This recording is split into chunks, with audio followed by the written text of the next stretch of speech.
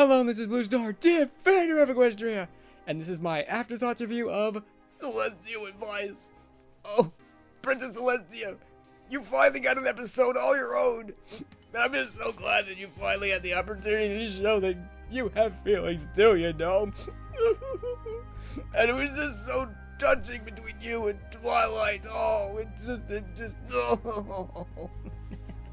oh, it's just so nice. This may not have been the best way to start the season, but it was certainly an interesting change of pace. And overall, I liked this episode. I thought it was really good. And if you're wondering why am I wearing this costume, it's because I think I might do all my afterthought reviews this way, because I simply need to find a simpler, more efficient way of doing videos. So I definitely would appreciate some feedback on, do you like this format, do you not like this format?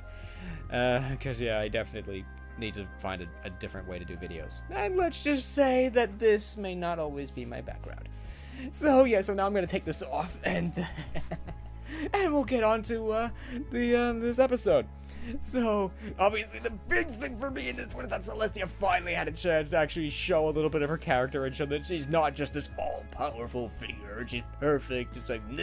It's like, no, she has feelings too, you know? It's like she's worried about things and she's anxious about the same kind of things that even other ponies might be worried about. I mean, certainly Twilight was surprised by that. I think I was a little bit surprised by that too. I mean, it's one of those things of, I almost am a little disappointed to see Celestia be like, oh my gosh, what if she gets pulled into Tartarus? Or what if she meets a Manticore? Or what if no pony likes her? It's like, oh no. And I've always seen Celestia being really strong and like, all the time, so to see her this way makes me a little disappointed. But I think this is good, because again, one of the big criticisms of Celestia is that, oh, she's perfect, she doesn't have and all that. It's like, no, she's not perfect. This shows she's not perfect, that she's got feelings and anxieties just like every pony else, because she's a pony like everybody else. She may be powerful and wise and all that, but she has feelings just like every other pony, so I think that's good. I think that's a good thing, and does make, as Dr. Wolf says, this is definitely the most relatable Celestia episode, and it is good to show that, you know, there are ways that Celestia can relate to us and all that, so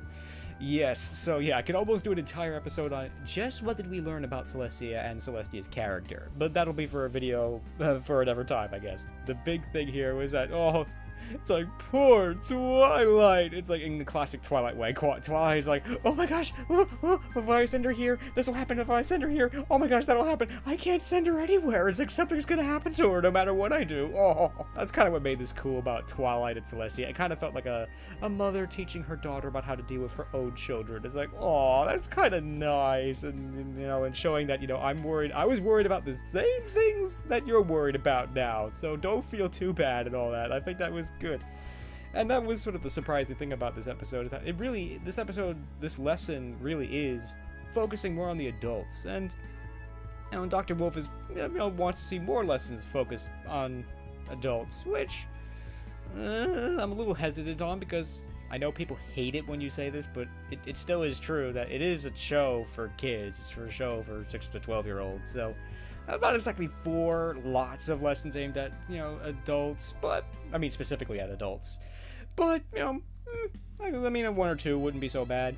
And certainly this was really touching, and while the children at home may not relate to, you know, this problem that Celestia and Twilight are having, I think it was still kind of touching. It still was good to show and all that. And, but still, having said that, though, there are definitely lessons that could be for 6 to 12-year-olds that could be learned, you know, by anybody. That could be, you know, useful to even adults. So anyway, moving away from that, I definitely feel for poor Twilight during this episode, because it's like, oh my gosh, in classic Twilight way, she's going like, oh my gosh, it's like, it definitely feels like, Twilight, you're being irrational. It's like, it'll be fine. Yeah, like when Starlight Glimmer's falling into the molten lava, it's like she can just teleport herself away or freeze herself in the air or something. Don't worry, she can handle that. Each one of the fantasies was interesting. It sort of almost, you know, revealed something a little bit about how does Twilight think about this, like, and all that. Maybe another video in the future. Oh, I know I shouldn't say that, because I keep getting myself into trouble by saying that.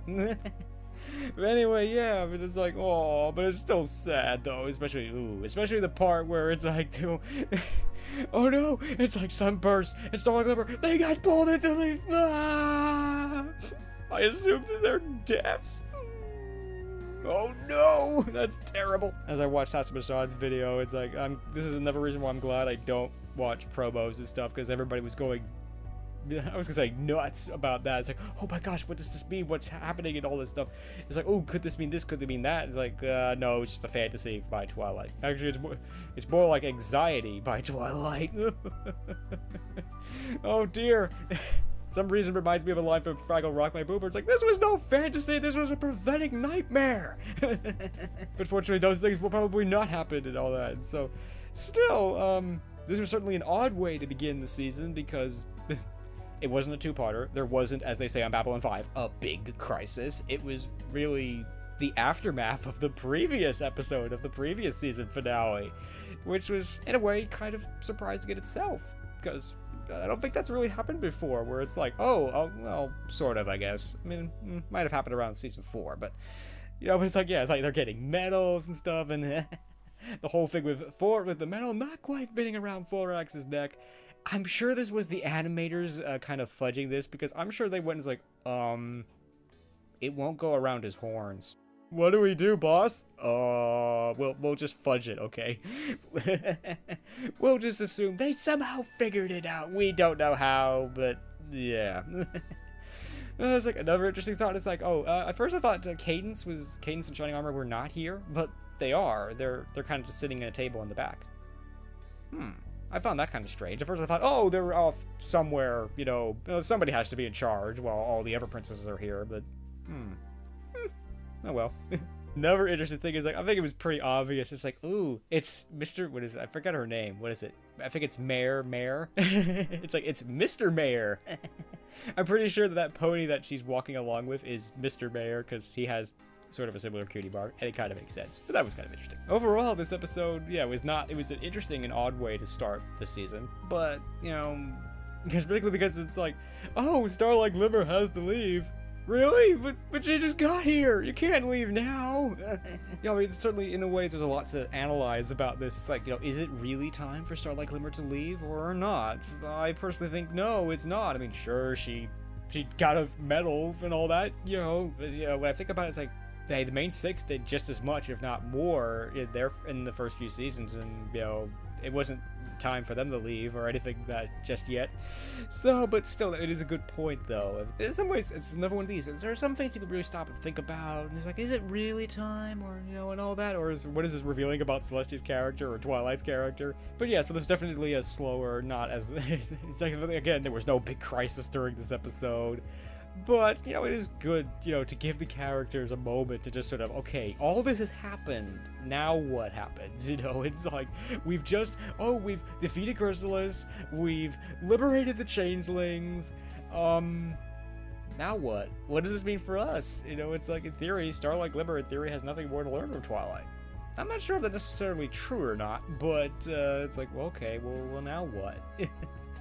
And that certainly is the moment. It's like, we need a moment to, like, catch our breath, figure out what to do next and all that stuff. I think this episode was okay. It wasn't the greatest episode, but it is nice to have an episode like this from time to time where there isn't some big, huge disaster or something going on. This was like the one time where Celestia had the opportunity to just go to Twilight and just talk to Twilight. I mean, it's like, it is unfortunately still the case. Like, every time the princesses come here, it's like some pony needs their help. But in this case, it was, Twilight it's like, I need your help, Celestia, I need your advice, and that was kind of cool.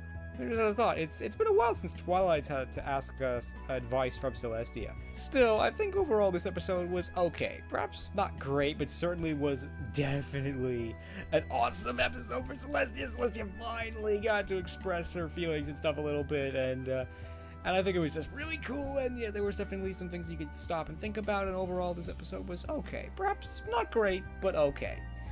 And may not have been the best way to start the season, but was still a pretty cool episode nonetheless, and certainly is good to have a change of pace and everything. So, while this may not, and once again, may be sort of setting the tone for the season, or may not be, I don't really know, because this episode kind of like, it sort of seemed like we were going to indicate, oh, Starlight Glimmer is going to have to go on her own, but no, she's staying here. So in a way, it's like, after all that, we're kind of back to where we started, so but that's okay. We shall see.